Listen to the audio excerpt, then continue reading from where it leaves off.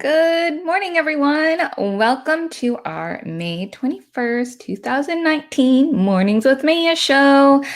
I am going to give everyone a couple of minutes before we get started. And while we are waiting, I'm just going to ask everyone to share this with their flower friends. Also, say good morning. Let me know who you are and where you're from. And if you don't know me, my name is Yvonne Ashton. I'm the Director of Marketing here at Mayesh Wholesale. And I wanted to welcome you to our show. Super excited.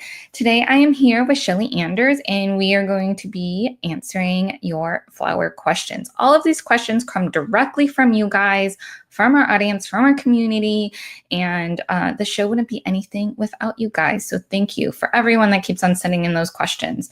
We're about a month behind. So a lot of the questions that we're answering today were sent last month. And so then next month, hopefully then we will answer all the questions that I received this month. So keep them coming.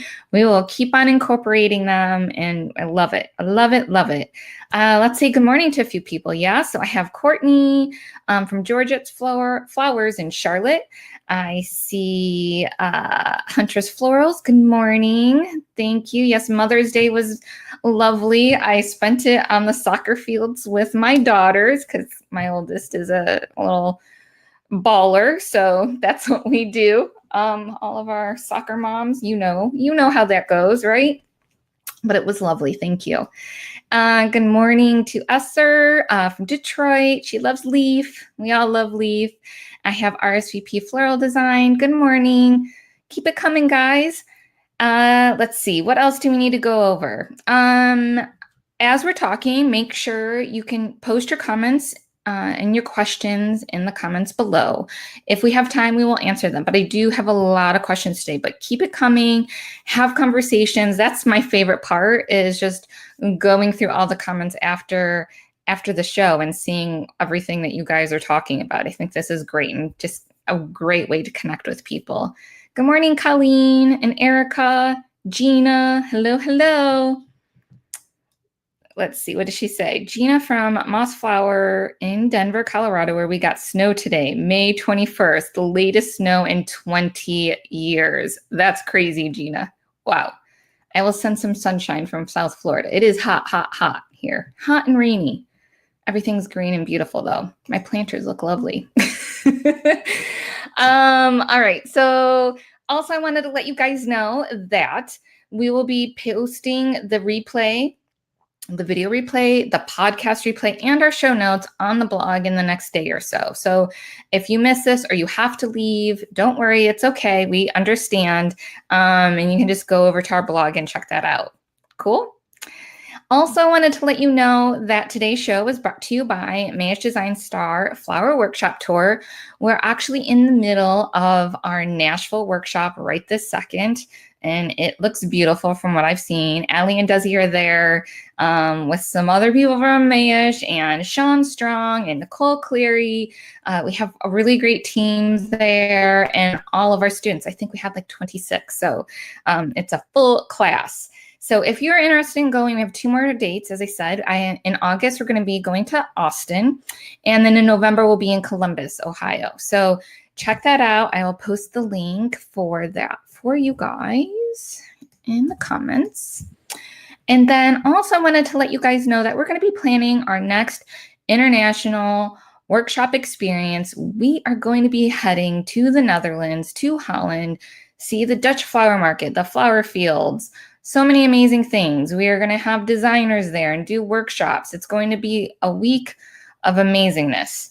So if you're interested in that and you want to be one of the first ones to know, make sure that you fill out the form on the top of this Mayesh Workshop Quito link. So obviously Quito was this year, and eventually I'll be creating a new page for that. But for now, the form is just on top of there. So what happens is I'm going to let everyone know who went to our Quito workshop first. They're going to have first dibs on the tickets. Then I'll be sending out a second notification to all the people that filled out this form before I go live. So I think it's really important, especially if you're very interested, so that way you can get your seat, because I can guarantee that it will sell out. Quito was amazing. There's so many people that wanted to go that weren't able to. And all of our students are very excited about going to another destination with us. So make sure you fill that out. And last but not least, make sure that you save the date for our next show. It's going to be on June 11th, and I'm going to have Debra Prinzing, very special guest, on talking about American Flowers Week and slow flowers. So let me share that link with you about American Flowers Week, just in case you've never heard of that. I'm going to put it on the screen as well. So check that out after the show, and just send me any questions that you have about slow flowers or any just general questions that you have for Debra or about American Flower Week. Okay, guys? All right. And I think we're going to get started. Let me go through. I'm going to add Shelley. Hi, Carol. Hi, Lori. Lori says the Netherlands is a bucket list item for her. How are you, Shelley? Hi, I'm good. How are you doing? I am good. Thank you. We'll keep our fingers crossed that my little phone here holds up through the show. So yes. I know. Technical difficulties. It is the way of the world in live video. So we will roll with it. I'm sure it'll work out. And if it doesn't work out, at least I have your answers. I feel like I won't do a good job because I'll be reading your answers, but it'll be okay.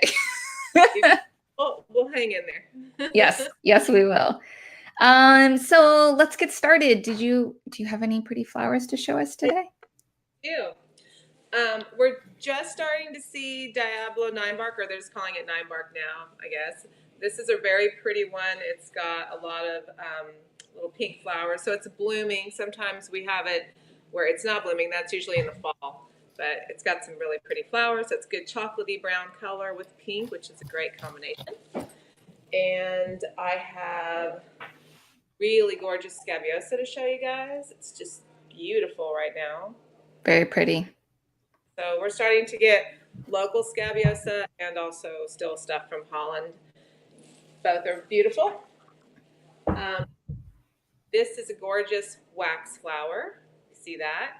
It doesn't look like wax from a distance, but it's a little micro wax. I'm sorry, I don't know the name of this one, but I'll try to find out for you guys. Really pretty.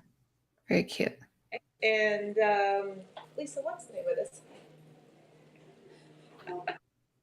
I've forgotten the name of this. No, I just asked Lisa. I'm like, do you know the name of this? It's so pretty. Gorgeous burgundy color. We just got it in, so I haven't had time to look up the name, but we'll find out for you before the end of the show. And, oh. Sorry we fell. It's okay. Knocking my phone over here. There I am. Bearded iris. Isn't this beautiful? So pretty. So the great thing about bearded iris is they open all the way down the stem. So once these blooms are spent, you're going to want to pull those off so you can get the other ones opened up. And the lateral, you can cut them on the laterals too and enjoy them that way. That's cool. I didn't know that. Is that how they always work? I just thought they had one bloom at the top for some reason. They've got lots of blooms going up the stem. So when that top bloom goes, you want to pull that out and then you can enjoy the rest of them. They kind of like a day flower. They open up over a period of time. Very neat. A really cool foliage also that we just got in. It's very pretty. It's lime green. I just got it, so I don't know the name of it. We get this only once a year, I think. So I'll find out the names of both of these and we'll post them in the notes. I was so excited about it. I wanted to show you. So that's my for today. Love it. Love the show and tell part. All right. Heading to our first question for the show. This one comes from Kimberly, and she asks, are there any options to purchase flowers that do not come wrapped in plastic? Are there any changes in the works to move from plastic to recycled product or one that can be recycled? This is a very timely question because we've been talking a lot about sustainability and green practices within our own company. We have some things that we'll be sharing with people about kind of what we do and what we want to implement across our own company. And the plastic sleeves have gotten brought up. There are some vendors, like especially like rose vendors, who have stopped using plastic, but some still do. So it's a conversation that we need to start having. And, Shelley, you can talk about it a little bit too, but, they do need some sort of protection, especially the fragile blooms. And so I don't know if paper is a good alternative, but it is a good conversation to be having and something that we can bring up with our vendors too. Yeah, I would love to see that happen. I think unfortunately a lot of them have the issue with cost on that. So I think it's something that will eventually happen. One of our greenery suppliers, that it's a new supplier to us that's out of Florida, has developed a box that's totally reusable and recyclable. It folds on itself and stays contained and closed. So it doesn't have any brads, tape, or anything. It's just the box. So it can be shipped that way, and then once you receive it, you can recycle and reuse that box. So I think that's a great innovation. So I think a lot of the growers are starting to try to do some things that will Yes. eventually progress and help with that. Yeah, I agree. It's definitely part of our conversation now. And it's definitely top of mind of everyone. So, Yeah. yes. Good question, Kimberly. And actually, it's such a good question. If you're listening, send me your information and I will send you a cup. Mornings with Mayesh. Beautiful, cute cup. Let's see, I got to go this way. I always get confused. Oh, yeah, and Shelley's got hers. I love my cup. I love it too. Cup. All right. Our next question is from Cambria. She asks, or she says, I'm new to the Mayesh flower market and have been struggling with finding prices.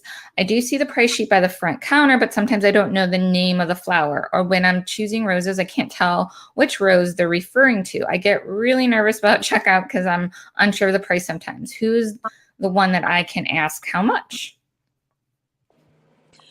Well, we don't want you to be afraid to ask. We're real transparent about our pricing. You should have a sales rep that's helping you at the market. And hopefully, if there's not one that's dedicated to you, you feel comfortable enough just to ask. They can put everything in and tell you what the cost is, and you can change your mind at that point. Or they should be able to tell you, we have a price list. The reason we can't price everything out on the floor or have a standard set price list is because the market changes. Most of the things stay the same price in general, but there are things that go up and down in price. So you want to make sure that you, as a florist, start learning the general prices of things. You have to retain that information. So ask your salesperson if they would be kind enough to give you some pricing before you start purchasing, and you can make the decision. It's like any other business. I mean, we're not forcing you to buy something. Once you're up there and we put the order in, it's like you have to take it now. You can say, hey, I thought that was going to be a little less, or can we work with that a little bit? We're always going to let you know what the prices are. It's not something we're trying to hide from you. So just get comfortable asking. We're here to help you. You're our customer, so we're here to help you. Exactly. Good answer. Thank you, Shelley. Okay, so our next question is from Kathy. She says, are Toffee Roses available in September? And if so, how early should I place my order? Yeah, it's something. Those Toffee Roses are such a huge hit right now. If you don't know what those are, they're the color of parchment paper or a dried white rose. If you've ever dried a white rose, what color they are. And they're in demand. They're in production, and as more and more rose farms get the ability to get a license to do them, the cost will probably go down on those a bit. But I would put your order in if especially peak fall season is when they're most requested. I'd put your order in at least 3 weeks in advance. So it's a first come, first serve sort of basis. And when we get orders from customers, we look at who put their order in earliest and first because they took the time to reserve it. So that's all you really need to do. And then keep your fingers crossed that we have enough to fill all those orders. Right. Yeah, toffee is tricky because there's only so many places that grow it, and there's huge demand for it across the whole entire company. So all the wholesalers are asking the very same farms for the same thing. And so it has to get split up, and it's hard. It's really difficult. So I really don't fun. know. It might be good to figure out how to make your own with using Design Master. I think it's a good idea if you can get a handle on how to use Design Master and experiment on your own roses. I mean, we've had a lot of success doing that with things like oh, what was it? Cool water, tinting it with a little green that makes a perfect amnesia. So Right. just practice beforehand, or Hmm. dry roses, you'll get that exact color. Yeah. Yeah. Yeah, it's always good to have those tools in your design toolkit for just in case you really need them and for some reason you don't get them. See, Sure. we hate disappointing people. All right, our next question is from Karen. She asks, "Are you a wholesale floral company? Can anyone come in and buy flowers? I'm in Los Angeles and I'm doing all the flowers for a wedding in December. Am I at the right spot here?" And I'll go ahead and answer that one. So we are dedicated to floral professionals, retail florists, wedding and event type of companies, and we don't sell to the public. We require a resale certificate, and we have to open up an account for you. And it's a process because we verify everyone that comes through our virtual door because we have this whole registration process. Um, so we're always happy to refer a retail flower shop to you. You are in LA though, and so I do want to point out that the LA flower market is open to the public. They have public hours. But I think you have to get maybe a special pass. I'm not sure how that part works. I don't pay attention to the public part. I don't know if you know, Shelley.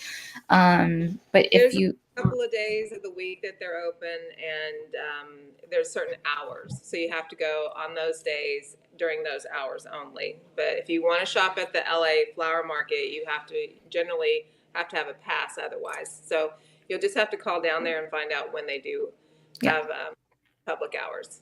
yeah, And we'll sell occasionally when someone's in the process of getting their resale license or getting established with us. And if you're kind of trying to move in that direction and you haven't done that yet, we can temporarily let you buy, but we can only do that one time. You'll have to be showing that you're in the process of trying to get yourself established with your company. yeah, yeah. Very good. All right, moving on. Flower care. So our first question is from Kelly and about flower care. She asks, working with Dusty Miller and bridal bouquets, it's always drooping. She wants some help. So I wanted to just point out back in March, we did answer a very similar question and Dave gave the answer. He talked about how our Dusty Miller that we do bring in from Ecuador is grown all year round and it's very sturdy, has about a week or more vase life. So as long as it's processed properly, it should last a good amount of time and not be too droopy for you. And he talks about kind of different commercially grown varieties that are grown for their traits and that they last longer than the ones that from your garden. And he also says from his experience, the lacier leaf varieties are more fragile than the round leaf varieties. And he talks a little bit more about that. So if you want to get a little bit more information, I'm going to post the link to that replay in the comments for you, Kelly, and you can go and check that out. So it's from our March Mornings with Mayesh. Our next question is from Chrisana. She says, "Hi, I have downloaded Mayesh's flower care guide, but I was wondering if there might be a comprehensive book on floral conditioning. I would like a hard copy or reference. I use Google, but I prefer to have a book. I enjoy your podcast very much. Thank you. Thank you, Chrisana." And she says, "I have even met the beautiful Shelley in real life." We'll take compliments, right? So sweet. Thank you. I'm going to tell you guys the best thing you can do is go to whenever the library has a sale. You can pick up old I don't say old, but from a few years ago, flower design books. I'm going to show you some of the books that I keep personally. I know we're not using books as much anymore and we Google everything, but these are invaluable resources written by very experienced, well-known, revered floral designers. I have a few here I'm going to show you guys that what you're going to want to do is look for hard copy books like this. This one's by Jane Packer. She's the one who did Princess Diana's bridal bouquet, very famous English florist. Almost all of these florists have, in these books, they have comprehensive tips in the back. Let me see if I can find something here to show you, just on how to wire things. These books are invaluable. All florists should have a floral library that they keep. This is by Greg Erlash. He's a very famous floral designer. This is my original copy. You can, let me tell you guys a few other. Renee Van Reems has a wonderful book. He's a local floral, very, very popular. Most people in our area know who he is. He has a comprehensive book on how to do hand-tied bouquets, for example. So the best thing you can do is invest in hard copy books from established floral designers. You're going to get across the board the best information, and a lot of these English florists, they understand mechanics, and they can't have a business unless they've gone through intense apprenticeships. Let me see if I can find Paula Pryke here. They can't have you can't just open up a flower shop without knowing what you're doing in Europe. So these people that have been in business for a long time, and they've written some really wonderful books. I'm going to list all the names of these florists for you guys to check out, but this is really a good resource for all of you. Another one is Buddy Ben's book from Texas A&M University. I mentioned it before. Mm-hmm. That book is very comprehensive. It was written back, I want to say, in either the 50s or the 60s, old school classic techniques. So it really is not very much money. You can usually find these on Amazon super cheap now, because to a lot of people they're not relevant anymore. You can find them whenever your local library has a book sale for like $1. So take a minute and try to find some of these books, because I promise you they will be invaluable when you need to know one little mechanic tip. It's usually in here. Very good. Yes, I love books too. I do want to give the link for our flower guide and all of our other downloads that we have available. So I'm going to put that up on the screen and in the comments. Check that out so that you can download the care and handling guide. I have a rose color guide there, and something else that our product availability, like a 12-month worth of availability lists, all in one guide, and our Mayesh experience. So that's all there in that one link. So check that out. I also, let's see, Carol Ann says, wrong link. Sorry, guys. Carol Ann says, can you list the books on your Facebook page? So Carol, we will put them, it won't necessarily be on the Facebook page. It'll be on our blog. It'll be in the show notes. So we'll list all of those resources there for you guys. And so that way you always have a reference and doesn't get buried and lost. You'll always know that you can go to our website to find that. Cool. And while we're talking about books, what are your guys' favorite books? Share those in the comments below. I think that would be great. I know we all have our favorites. Everyone that's been doing this for a little bit, maybe the newbies don't have a favorite yet, but it could be a good resource for them too. There's that. So that's good. All right. Thanks, Shelley. You're welcome. So I have another question from LR. She says, I think it's a she. I'm just assuming. Sorry, LR, if you're a boy. How do you process passion vine, jasmine vine, and hanging pepperberry when you receive it to get a lush, long-lasting product? I've ordered these greens multiple times from various vendors in the past, not Mayesh, and feel like they don't hold up for a day and sometimes don't even make it to the event. I love the look of them. Is there something I'm missing here, or am I just receiving bad product across the board? From shattering pepperberry leaves to crunchy passion vine. I can't keep this stuff alive. Most of these greeneries actually hold up well. So make sure when you're purchasing the product that it looks fresh. It's not wilting. There's not broken ends or crunched ends. A lot of times with hanging things, they're hard to display and put out in buckets because they droop over the container and they hit the floor. So make sure your wholesaler is properly displaying them, that they're in tall buckets, that they're hanging, or they're not just all over the floor. That'll help one way. Make sure that you still take off all the excess foliage that is on the bottom of the stem that you're putting in the water. You can't just shove all that into a bucket of water. That creates and breeds bacteria. So you want to make sure you still clean it like any other foliage. Make sure you're not leaving it laying all over the floor, stepping on it, or getting tangled with other things. That's what happens to a lot of these hanging greenery. So make sure you're taking care when you process it. Also, greenery dries out fast. I think people think because greenery is greenery, it's like a plant. It's going to last forever. It does not. So you really want to make sure your care and handling is proper on your end.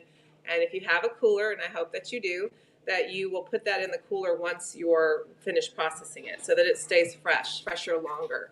Um, I've used passion vine, jasmine, pepperberry. All these things hold up really well when they're processed properly, and they're fresh when you buy them. So make sure they're fresh. If you pull out greenery out of a bucket and the water's gross or old or smells bad, then that's not a good sign. So make sure your water's fresh too. Check that. Very And good. good luck with it. Try again. Very Bye good. from us. All right. Moving on to our next question. This is from Carrie.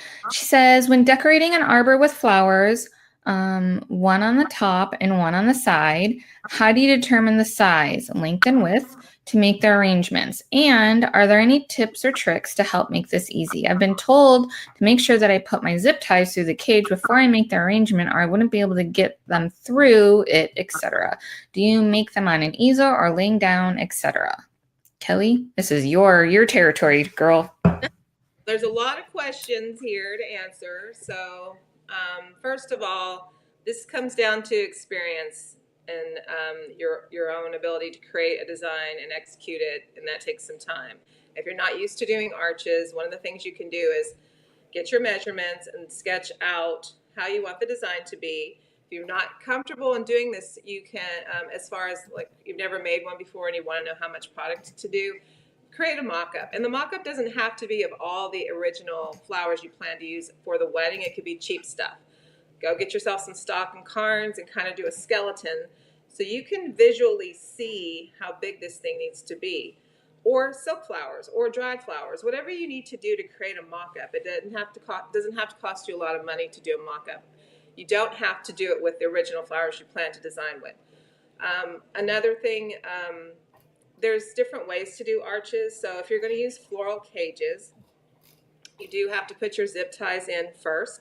And you want to connect your zip ties. You don't just want to use one zip tie. You're going to need to make a chain of them so you have long pieces that stick out. So if you're using a metal frame, you're going to want to attach you're going to do your design in the cage, laying on a flat surface. You can partially design it. And then when you get to your destination at the wedding, you can attach it then with your zip ties. You're going to need 2 people and a ladder to do that because it's not something usually one person can do. It's too heavy to hold on to. Once you do that, then you can finish the design. You can add more to it. So it doesn't have to be a complete piece to take. You can do that. You can finish it there. Our friend Passion Flower Sue, she taught us about burritos. I'm sure you heard us talk about that before, but that is chicken wire rolls. And if you want to do that, you can do that as well. Those are really great to use because it gives you some flexibility and fluidity in the design. And they hold up just as well as Oasis. One of the things that I always remember from the class when she was teaching us about using Oasis, and this has stuck with me, is, as designers, we're always trying to cover the oasis or cover the space. And really, that's not what you want to do. You want to create a design that is not about covering stuff. It's about your creation and the feel and the look of the piece. So make sure that when you're designing, you're not just trying to shove a bunch of stuff around this oasis piece. So you can use chicken wire, and that gives you can create your own oasis cage with chicken wire and make it the shape that you want. But really, it just comes down to experience and time. It's going to take you a few times doing it before you get comfortable with knowing how much product to use, and that's something we can't teach you. You kind of have to learn as you go. But those are some tips to help you in the meantime. Very good. Our next question is from Tatiana. She says, as a budding florist, no pun intended, I have some opportunities to get market style bouquets out in a couple small business shops. Do you guys have any tips on choosing flowers that last and how to create recipes that will help me have a consistent cost and price? Again, this comes down to just experience and time and figuring out what works best. But you always want to use long-lasting flowers. There's a reason when you go into grocery stores, you see the same usual suspects every week: lilies, carns, daisies, roses, palms, carnations, mini carnations, filler, like wax flower, baby's breath. All these things typically hold up, and you can rely and count on those. If you're a little more creative than that, and you don't just want to use those things, there's flowers like protea, orchids, leucadendron. Even you could tuck in a large succulent. There's different things. It depends on the market and the feel that you're trying to do and the reflection of what your style is. And is this a controlled environment? And most grocery stores or little markets are air conditioned. If these things are going to be outside, there's a lot of factors you have to kind of decide on. So it's really kind of one of those things you have to do a few times and figure out and see what works best. Things like delphinium, larkspur, astilbe, sheddy flowers that are wildflowery looking typically don't hold up very well, so you want to avoid those guys. But there's no rule saying you couldn't do a couple of delphinium with something longer lasting like a lily and a protea, just depending on the feel and the style. Also, a tip when you're doing market bouquets with wrapping them, make sure that you're using, even if you want to use like a craft paper or a tissue paper, make sure you're cellophane wrapping over those, because once they get wet and soggy, they look terrible. So if you're a creative person, you want it to look more than just a cellophane wrap or cheesy looking. You can even use burlap, but that holds up well when it gets wet. Those are some tips to make it look a little more cool instead of grocery store. So Very good. that I think it did. Okay. Our next question. We're doing good on time. I'm very proud of ourselves. So if you guys have some questions, keep on posting them. I'll go through in a little bit and we'll talk about them. So our next question is from Courtney. She says, I heard a lot of mixed reviews with this and have done research by asking around with florists, accountants, and bookkeepers, and it's still confusing. I'm trying to see if we as florists can write off our spoiled flowers or get some sort of tax break. I heard some florists that do this, but I don't know them or have their contact info. So great question, Courtney. I reached out to our controller, who knows all about these kinds of things since they handle it for Mayesh. And here is what he said. He said, the short answer is yes, it's part of your cost of goods sold. Not sure what type of entity you are, but if you're filling out a Schedule C, it will walk you through the calculation in Part 3, lines 35 through 42. I'll have a picture that I'll post on our blog too, so that we can see where that is on the form. And then he said, however, you don't need to separately track the spoiled flowers. It'll just be taken into account in the formula that they have on that form. So that is what our controller suggested, and that's kind of how we do it. And I'm curious to see, everyone that's listening, how you guys handle all the flowers, as our branches call it the dump. How do you handle the flowers that you have to throw out? Yeah, you can write a loss sheet, and you should be doing that weekly as a florist, just to kind of get a handle on your inventory and see, why am I throwing out this much product? What am I doing here that's making me have so much loss? Am I buying things people aren't interested in, or am I not managing my what I'm buying versus what's going out? It's hard when you have a flower shop because you have to keep so much inventory in. You need to make it always look nice. You get that one guy in who wants purple roses when you've got red, yellow, and pink. Right. And it's challenging the florist when you have a retail shop, but keeping track of your losses is important. If not, just so that you also know how your inventory is looking. Another thing you can do with your flowers is dry them. Dries are so huge right now. So if you know midweek that some of this product is not going to sell and it's dryable, hang it upside down, dry it, and create dried arrangements. I did this when I had a flower shop, and I can't tell you how much inventory I saved and resold because it was dried. And people love dried arrangements. And you can do dried succulents. You can use drieds to accent baskets and other things. It doesn't have to be just a dried arrangement. But they're popular, and it's something maybe to look into, try kind of. But you have to dry flowers when they're in their prime, not when they're already on their way out. Or they'll just look dead. Great advice. All right, our next question is from Juliet. She asks, are there any tips you have for someone thinking about going to school for floral design? I love schools. I think that you can do two things here. You can definitely take some classes, because classes are going to teach you about mechanics, and also interning at a florist, so that you learn what's the latest in trends and style. A school, floral, there's all kinds of floral design schools, from just individuals who have their own schools, to accredited schools. Like I mentioned before, Texas A&M, you can actually get a degree in floriculture. Um, this is something that I feel as a florist is really important. You need to understand your mechanics. Mechanics are really, I think 80% of design, 20% is your creativity. Understanding how to do mechanics properly is so important. So a lot of these schools have teachers who have been florists for many years. They've retired and now they're teaching. And there's a lot of valuable information there. The general public doesn't care if you've gone to school, I'll tell you that. And most flower people, flower shops, don't care if you've gone to school. They prefer having people that they train hands-on. So marrying both of these, I think, is the best way to get a well-rounded education when it comes to floral design. Especially these days, there's less and less flower shops and more studio and event people, and they typically weren't trained. They've kind of taught themselves. So some of them have great techniques and some may still be struggling and trying to learn, and that's okay. Everyone's trying to understand how to do things all the time, but doing both, I think, is a good idea. Yeah, very good. Our next question is from Juliet. She asks, is there any tips you have for a new business owner that is starting a business out of their home? This is a whole topic in itself. Right? We could have a whole show. So is your question about like how to get more business or how to work out of your home? Because there's two parts to this.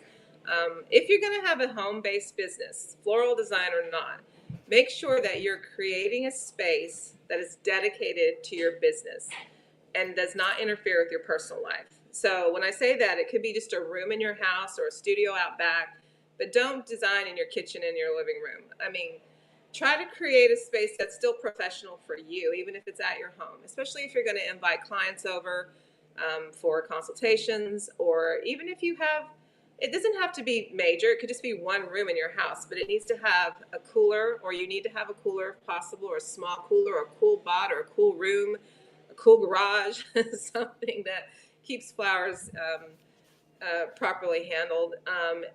A workstation, a place that is dedicated to designing, shelving, tool, everything you would have at a regular flower shop. So that's my advice to having the space at home, because it's really hard. If you start working out of your kitchen, or it just becomes a big mess. I don't think people realize how messy flowers are, how much grossness is involved in flowers. Right. It's very messy. Buckets, and you need to have a place to store all that. You need to have you have to mulch all that product, or you're composting or throwing it out. You have to make sure you're recycling, and your trash can handle all that cardboard and paper, and there's a lot. So make sure that to that part of the question, I would say keep yourself real organized. For starting business out of your home, as far as trying to gain more business, all about social media these days and connections. So have a great Instagram. A lot of Instagram florists that are super popular work out of teeny little studios and right out of their houses. They don't have big fancy studios or flower shops. So there's a way to have an online presence that makes you look bigger than life. So you can work on that. And then connections, make sure you're connecting with your community, that you're involved, that you work with people that are your peers, get your name out there. Things like that will help create and we've talked about this before when starting your own business.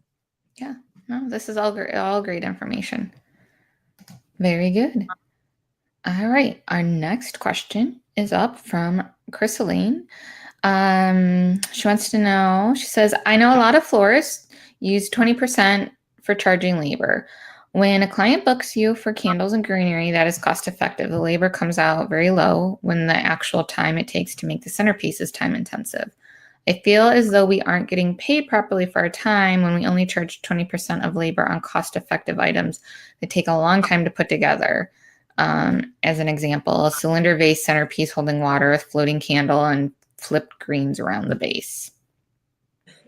Isn't it great when your customer says, oh, I just want a little candle floating in water and a little greenery thrown around, and they think that's so cheap and simple, but it's not. You have to clean all the stickers off the candles and the vases and fill all those at the location, and then you got to it takes just as much time to do that as it does a centerpiece. You need to convey that to your client. and say, are you sure that's what you want to do? Because it's going to cost this much, X amount of dollars. And don't be apologetic about it, because it's a lot of work. And then you have to still go strike all of that. You have to dump all that water out. If the candle wax is melted all over the place, it's a lot of cleanup afterwards. So you can set a certain price for doing all that.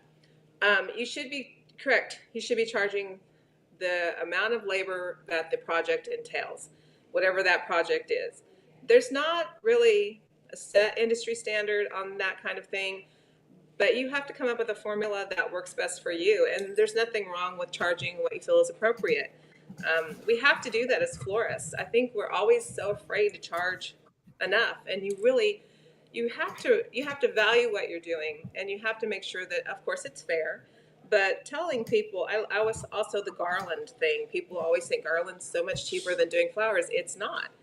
And you need to make sure your customer understands that a lot of that's just about their ignorance to how it all works.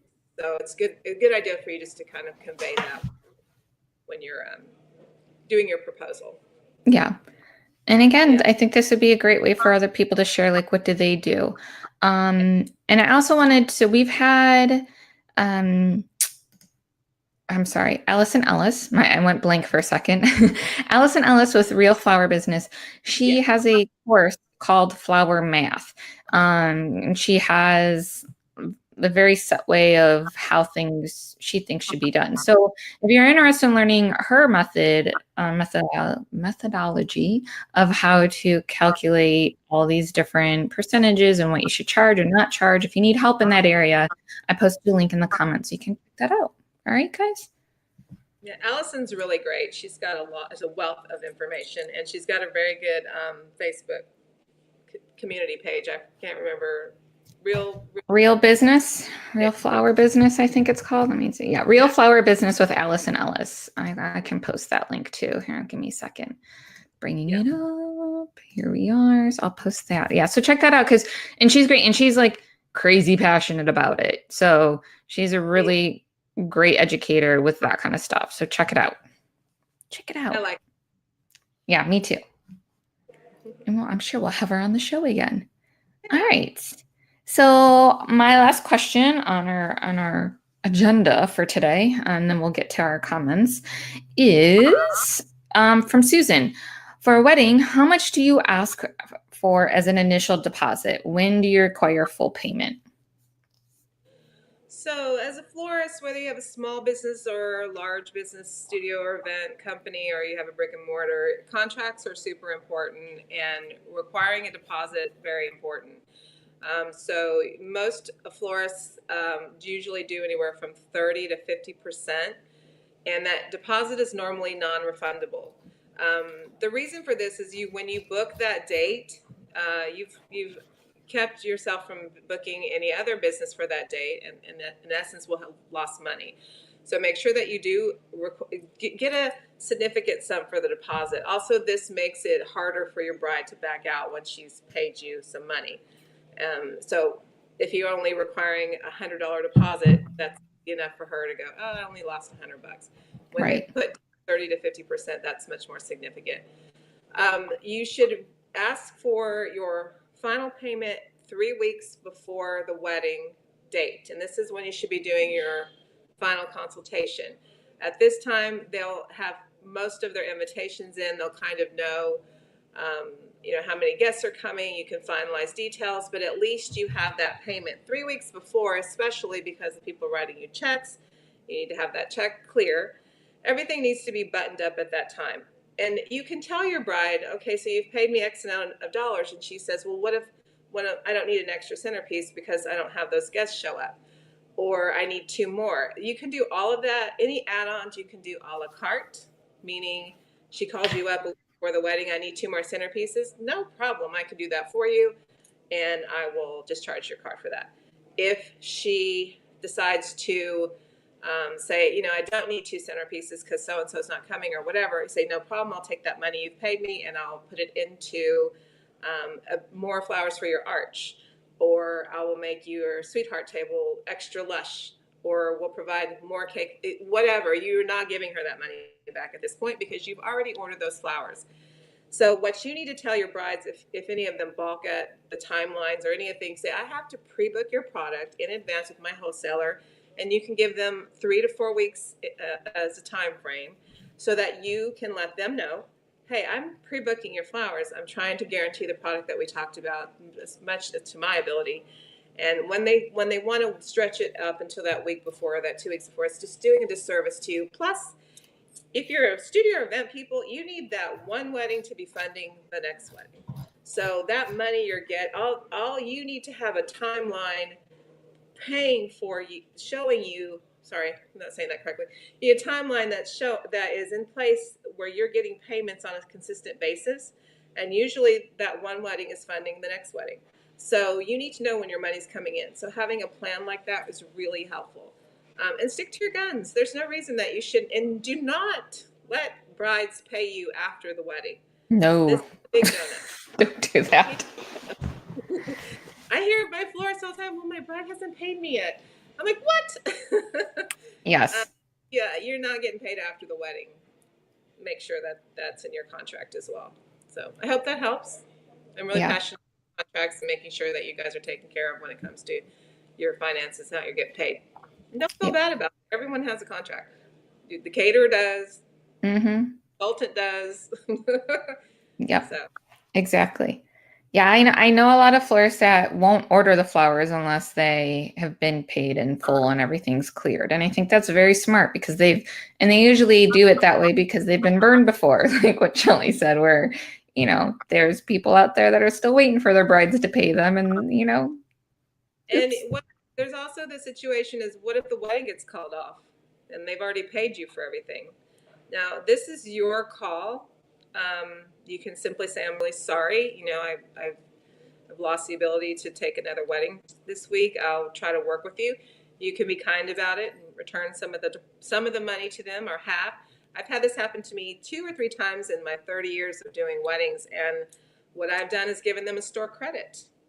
I think that's a way to say, look, you've already paid me this money. I want you to still get something from it. So how about we decorate your house for Christmas? Or you can use that money to send flower arrangements to your friends, or come up with some creative way that you're not out the money. We feel guilty sometimes because we're not actually doing the work, but you did a ton of work to get to that point. And just because they called it off for whatever reason before the wedding, you still put your time, your energy, your labor, your creative abilities into that wedding. So figure out a way to, there's no easy answer in that situation, but be creative on how you can give them what they paid for. Very good. Great advice. Thanks, Shelley. So I'm going to go through the comments. Lori and Penny. Exactly. And thank you, Shelley. Huntress Florals, going just back to, I think, the labor piece of it and what things don't cost. Huntress Florals is saying we educate about garland all of the time, for example, because that is, people think that's cheap. You just throw it on the table. It's no big deal. Garland on the table. Yeah, just throw it. Erica asks, what's an affordable brand of coolers I need to replace the one I have? I don't know the answer to that question, because I will tell you, when I moved out here to California to try to get a cooler for my shop, it was a nightmare. I couldn't find a cooler company that was here in California. They're all out in the Midwest, it seems. So most people that here in the San Diego area, studio people, have really fallen in love with CoolBots. So look that up. It helps. What it does is it's a system that attaches to your thermostat and lowers it in your house. Well, like if you put one in your, like a controlled room, like if you put it in a room with an air conditioning unit, it will lower the way the air conditioning unit works. So that's one thing to look into. Yeah. Jill, I posted her comment because she replied to that question. And then I just know from when I was in Cleveland, my husband and I had a wholesale florist. That's how we ended up with Mayesh, actually. And there's a lot of cooler companies, at least in that area, and a lot of them had used coolers, like used panels, used things. So you can like find a cooler company and say, this is my budget, this is what I'm looking for, this is the size, and then they can come back and say if you want like a big cooler. I know there's been other people that like repurpose kind of like the large like commercial fridges and things like that for flowers. I don't know if that's a good thing or not. I just know that people do that. Yeah, and beverage coolers like that they that they use to store cold drinks like at convenience stores. Yep. Those work in a pinch. If you can't afford to buy a real cooler and it's 100 degrees outside, to have that than nothing. I've used them before in the past, and they worked great. They never seemed to hurt or harm my flowers. The thing with the cooler is the humidity. Standard floral coolers have a high humidity, keeps flowers from drying out. Our refrigerators are designed to dry out product, keep mold, mildew, and moisture from happening. So that's the difference between a regular refrigerator and a cooler. So people understand that, because everyone says, I'll just stick it in my fridge. You can do that in a pinch, but only in like cellophane boxes and things that are going to protect the flowers. Right. And if you use your fridge and there's food in there, don't put it by like fruits and veggies and things like that. Please don't. Here, this is just a comment from Kim. She just says, yay, thank you for encouraging future designers to go to school and talking about the importance of learning mechanics. I grew up in a flower shop. My mom was a design school grad in 1966. She told me if I wanted to be an excellent designer, I needed education. I am a 1986 grad. Pretty cool. Awesome, Kim. Thanks for sharing. I love stories. All right, let's see what else. Here's a good question. I'm not sure if you know the answer. Lori wants to know, what is the best way to dry flowers in a humid environment? She lives in Louisiana. Hey, Lori, I'm about to move to Louisiana, so I'm going to learn myself. I'm from Texas, and it can get pretty freaking humid in Texas. That's what we have air-conditioned shops and coolers, and we don't keep flowers outside like they do here in California. So I don't know. I think that the humidity actually is good for them, I would think, as long as water or moisture or condensation is not sitting on the flowers. That's not good. But I think a humid environment's better than a dry environment any day. So I'm going to research that when I move to Louisiana, and I'll let you know. Awesome. Great. And then, I don't know, maybe you want to talk about Dusty Miller again, because Kathy asked about Dusty Miller. She must have come on afterwards.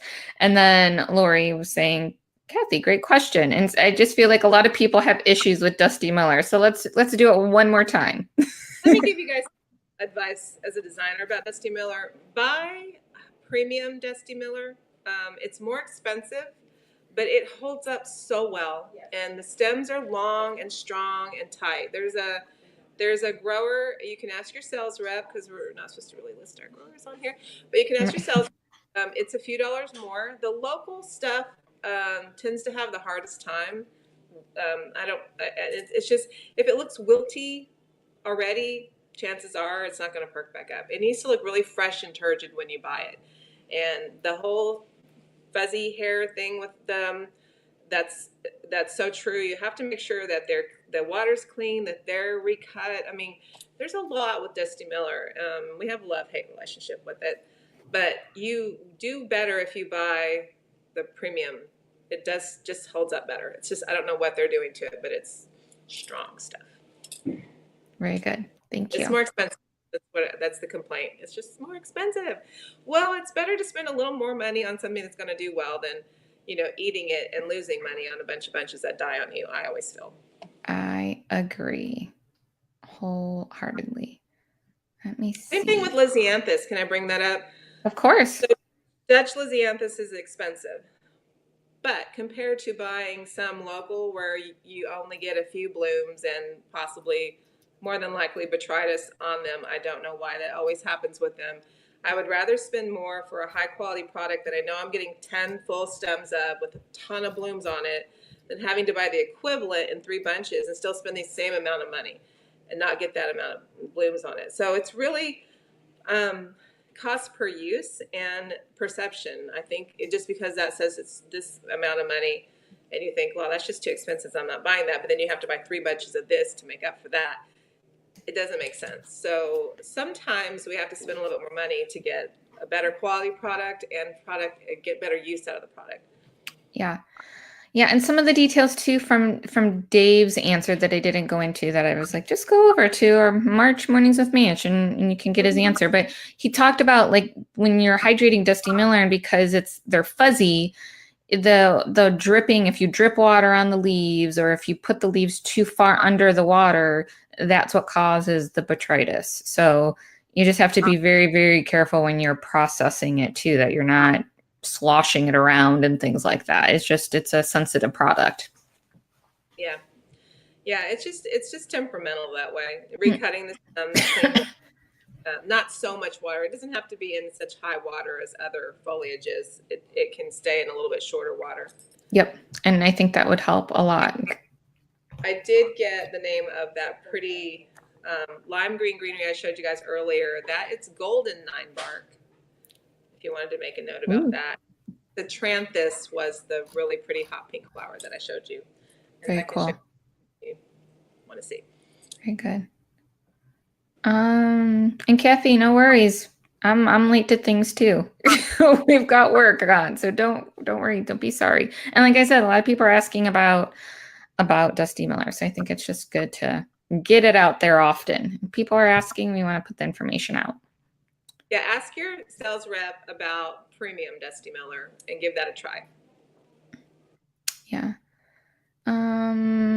Penny says, planting a brick and mortar, plant greens you can utilize in your outside areas. Yeah, Penny. She says, if you have a big brick and mortar place, or if you like a house, you can plant greens that you can utilize. Yes. Yeah. And yes, absolutely. And you can also just buy the plant and cut the leaves off the plant too, if you have that much trouble with it. Yep. Yeah, definitely. I did that when I had my shop. I had a whole front. I even grew chocolate cosmos, which was like amazing. Oh, very cool. I love those. And then another really great comment that I just wanna, I think we'll end. Let me just see. No, I'll do one more question after this.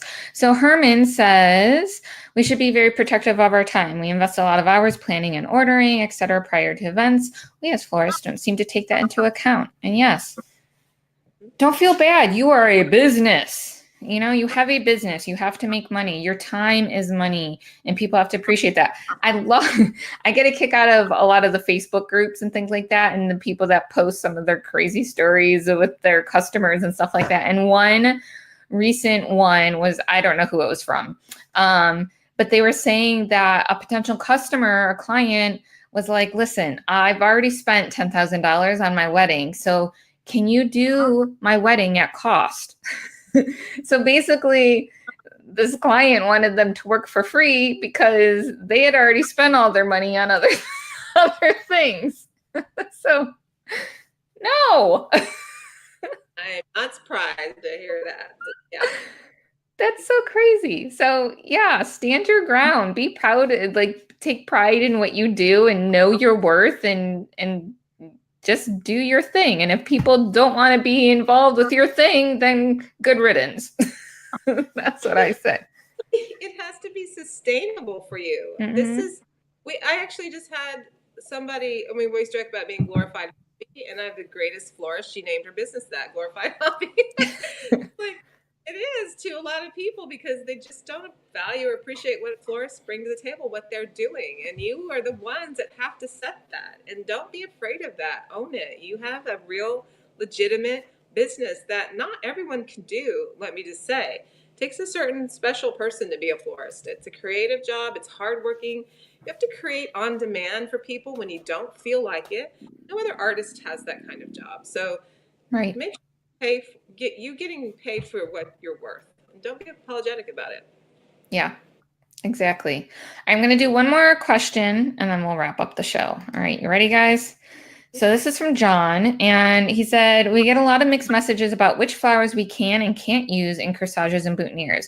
Gaining knowledge from experience is one thing, but where can I look for more information? I see people using delicate flowers in corsages all the time, and it's confusing. Won't they wilt? And before you answer, Shelley, I just wanted to mention that we are, Sue McCleary has a really great comprehensive list of flowers that last very well, that are reliable for her out of water. And we put that together in a beautiful Mayesh download for you guys that we're going to be launching probably in the next week or so. So be on the lookout for that. It's a really great list, and Sue is amazing for sharing that with us. But Shelley, I'm sure you have some words of wisdom that you can share with everyone as well in the meantime. Well, when you say I see a lot of people using these delicate flowers, I think what you mean is you see a lot on social media. I don't know that you're attending every single wedding out there that people are designing. So what you're probably seeing is people making boots and corsages out of all these beautiful, delicate things, and then posting a picture of them right away, and then who knows what happens afterwards. There are some flowers that work better and some that don't. And Sue, y'all check that out, because just having attended her workshop was very eye-opening on what she can get away with and use. And I think you can make a corsage or boutonniere out of anything you want to. You can. It's up to you. But if you're going to make it out of something delicate, have a backup boutonniere, especially if you're using something like freesia or a stilby, or, I mean, anything can be wired, taped up, and made pretty. Make sure something delicate, you have something around it to support it, or another flower that if that one goes. The worst thing in the world is seeing pictures come back from your wedding or event with a droopy anything, right? Yeah. Have a backup. If someone's insistent on a certain flower and that's what they want, explain to them it will probably wilt in their 100-degree heat in the Texas summer, or wherever in the country you are where it's really, really hot. And then just say, I'll make a backup for you if you want to pay for that. There's ways to get around all these things. There's no rules, but you do want to make sure that you protect yourself if someone insists on something delicate. And that list from Sue will be great for you guys. Good resource. Yep. So we had a few details to put together for that, and then it'll be ready. So literally in the next week, we should be able to launch that. Also, the way that and this is not just her technique, but she does reinforce this again, of how you wire, tape, and store your product and what you use on it. You can't just pluck a freesia off, wire and tape it, stick it in the box, stick it in the cooler, and it's going to be fine. There's things you have to do to those flowers to make them last longer. So check that out too, because she's got some very good tips there.